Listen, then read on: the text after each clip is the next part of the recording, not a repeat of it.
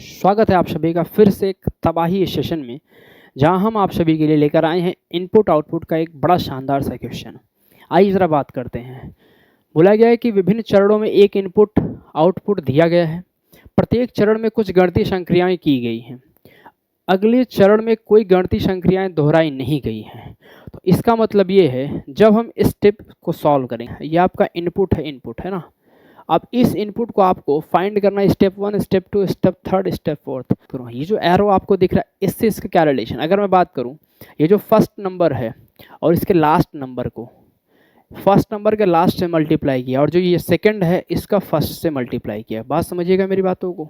उसी प्रकार की बात करें, इसका मल्टीप्लाई जो फर्स्ट है इसका किससे मल्टीप्लाई हुआ, सेकंड से। ये देखो सेकंड से। उसी प्रकार ये जो सेकंड वाला है इसका किससे हुआ, फर्स्ट से हुआ। बात समझिएगा। ये फर्स्ट वाला जो है और ये सेकंड वाला, इसका मल्टीप्लाई जो हुआ है आपका, ये सेकंड वाला हुआ है, ये फर्स्ट वाला हुआ है। तो ये हमें प्राप्त हुआ यहाँ से, क्योंकि 5 का नम 5 और 3 दूना 6 आ गया।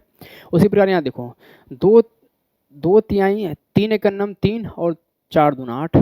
उसी प्रकार यहाँ देखो, 2 चौका 8 और 4 दूना 8। ये लॉजिक समझ में आया। ये पहला स्टेप हमारा था जो मल्टीप्लिकेशन के तौर पर चल रहा था, यानी गुणा चल रहा था, गुणा के आधार पर। किस पे, गुणा के आधार पर।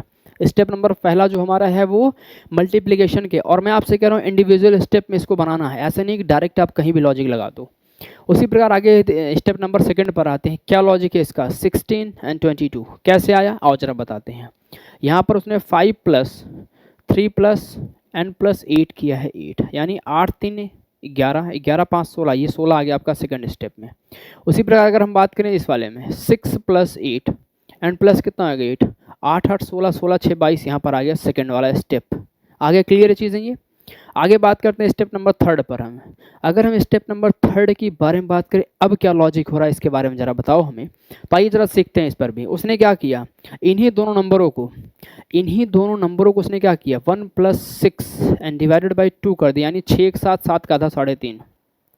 7 का आधा कितना, अगर मैं 7 को 2 से डिवाइड करूँ कितना आएगा, 2 से डिवाइड करूँ तो 3.5 आएगा। उसी प्रकार यहाँ देखो, 2 2 4, और 4 को अगर मैं 2 से डिवाइड करूँ 2 आ जाएगा। बोले क्लियर यहाँ तक कितनी बातें। उसी पर अगर हम बात करें स्टेप नंबर 4, चरण चौथे की बात करें, तो ये 1.5 कहाँ से आया, 1.5 कहाँ से आया, ये देखो यहाँ से उसने किया 3.5 एंड माइनस क्या कर दिया 2। तो यहाँ जब हम माइनस करेंगे तो 3 में से 2 जाएगा, कितना बचेगा 1, 1.5 ये आ जाएगा आपका। और इसमें जो चरण हमारा चौथा है ये अंतिम चरण है। अगर ये चरण हमारा चौथा अंतिम चरण है, तो इसी के बेस्ड पर, इसी के आधार पर आपको इस सवाल का आंसर बताना है जो हमसे पूछा है कि चरण तीसरे में प्राप्त 2 संख्याओं का योग ज्ञात कीजिए। आप सभी को कमेंट करके बताना है क्या होगा इस प्रश्न का आंसर।